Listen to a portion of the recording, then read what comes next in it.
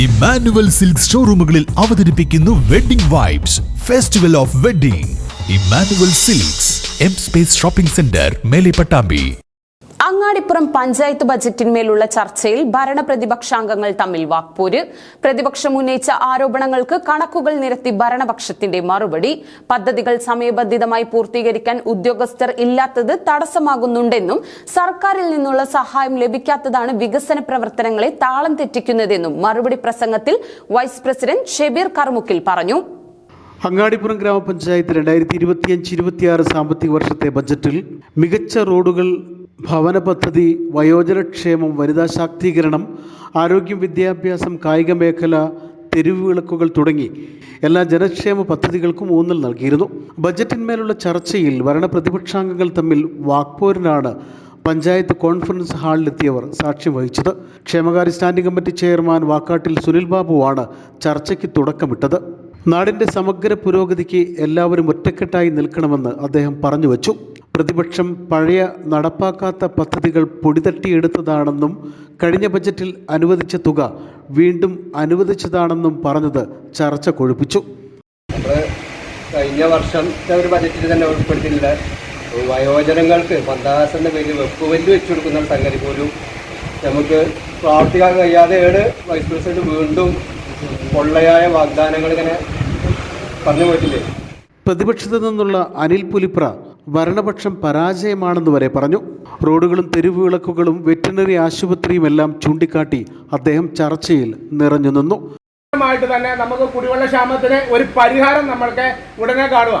അതുപോലെ തന്നെ പര്യാവരത്തെ ഏറ്റവും വലിയ കൃഷി മേഖലയായ പര്യാവരം പ്രദേശങ്ങളിൽ ഒരു മൃഗാശുപത്രി കെട്ടിടം, നമ്മുടെ പള്ളിയുടെ മേളിൽ ഒരു മൃഗാശുപത്രി കെട്ടിടം നടക്കുന്നു.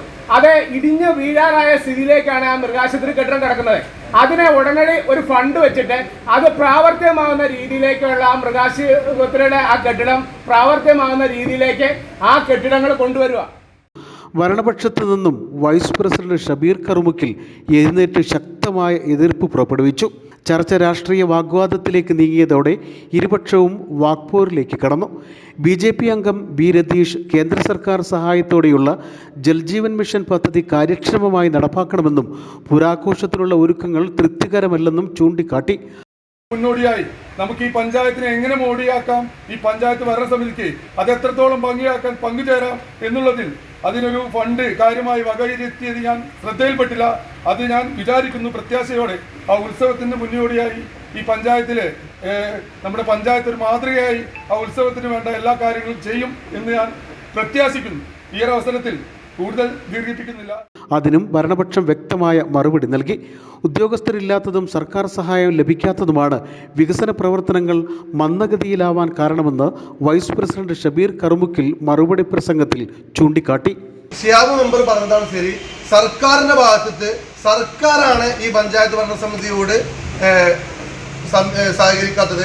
കാരണം ഇന്ന് ഇവിടെ റംലാത്തടക്കം പറഞ്ഞ ഒരു പ്രയാസം ഇടതുപക്ഷ പിണറായി വിജയൻ സർക്കാരാണ് നമ്മോട് സഹകരിക്കാത്തത്. കാരണം സർക്കാർ സഹകരിക്കാത്തത് കൊണ്ടാണ് നമുക്ക് ഇവിടെ ഉദ്യോഗസ്ഥന്മാരുള്ളത്. നെല്ല് വിതക്കണം, ആ വിതച്ച സമയത്ത് വിതച്ചാലുള്ളൂ അത് കൊയ്യാൻ പറ്റുക. നമുക്ക് എസ്റ്റിമേറ്റ് എടുക്കാൻ ഉദ്യോഗസ്ഥന്മാരില്ല സമയത്തുള്ള എസ്റ്റിമേറ്റ് എടുക്കാൻ പറ്റുക. ഇന്ന് കസേരയിൽ 7 ഓവർസിയർമാർ ഡെയിലി വേജസിൽ ഉണ്ടെങ്കിൽ പോലും നമുക്ക് ഈ സമയത്ത് അന്നത്തെ എസ്റ്റിമേറ്റ് എടുക്കാൻ പറ്റൂല. ഉദ്യോഗസ്ഥന്മാരില്ലാത്തത് കൊണ്ടാണ് നമുക്ക് ഇവിടെ നമ്മൾ ബജറ്റ് നന്നായിരുന്നപ്പോൾ നമ്മുടെ ഇടതുപക്ഷത്തിന്റെ മെമ്പർമാരടക്കം പറഞ്ഞു ബജറ്റും പ്രൊജക്റ്റും എല്ലാ ആസൂത്രണവും എല്ലാം നന്നായിട്ടുണ്ട്. പക്ഷേ നമുക്ക് നടപ്പിലാക്കാൻ കഴിയുന്നില്ല, നടപ്പിലാക്കാൻ പറ്റിയ ഉദ്യോഗസ്ഥന്മാരില്ല. ഇതോടെ പ്രതിപക്ഷം ശബ്ദമുയർത്തി പ്രതിഷേധിച്ചു. തദ്ദേശ സ്ഥാപനങ്ങളുടെ വികസനം തടയുന്നത് സർക്കാർ സമീപനമാണെന്ന് ആരോപിച്ച ഷബീർ കർമുക്കിൽ തോറ്റു പിൻവാങ്ങില്ലെന്ന മുന്നറിയിപ്പ് നൽകിയാണ് തന്റെ പ്രസംഗം അവസാനിപ്പിച്ചത്. കേരള സർക്കാർ എന്താക്കും, നമ്മളെ പരിന്നും മാറി അരിയും കൊണ്ടുവരും മീനും കൊണ്ടുവരുന്നവർ പറഞ്ഞേക്കും. അതേമാതിരി നമ്മോട് ഇങ്ങനെ പറയണേ അത് ചെയ്യാന്നല്ലാതെ ഉപദേഷ്ടാക്കളാണ് സർക്കാർ. അങ്ങാടിപ്പുറം പഞ്ചായത്തിനല്ല, കേരളത്തിന് മൊത്തം സർക്കാർ ഉപദേശമാണ്. അത് കൊണ്ടുവരൂ, അത് ചെയ്യണ്ടു, നല്ല മെൻഡർമാരായിട്ട് ഉപദേശകരായിട്ട് സർക്കാർ മാറിയിരിക്കുകയാണ്. അല്ലാതെ ഈ മാലിന്യമുക്ത കേരളത്തിൽ 50 പൈസ പോലും അങ്ങാടിപ്പുറം പഞ്ചായത്തിന് സർക്കാർ നൽകിയിട്ടില്ല. ഞങ്ങളത് നോക്കുന്നില്ല. കാരണം ഈ സംഭവം ഇവിടെ നടപ്പാക്കണം ഞങ്ങൾക്കും അറിയാം. അങ്ങനെയെങ്കിലും മാലിന്യമുക്ത കേരളത്തിന്റെ ഭാഗമായിട്ടെങ്കിലും നടപ്പാക്കാൻ കഴിയുമെന്നുള്ളതാണ് മനസ്സിലാക്കേണ്ടത്.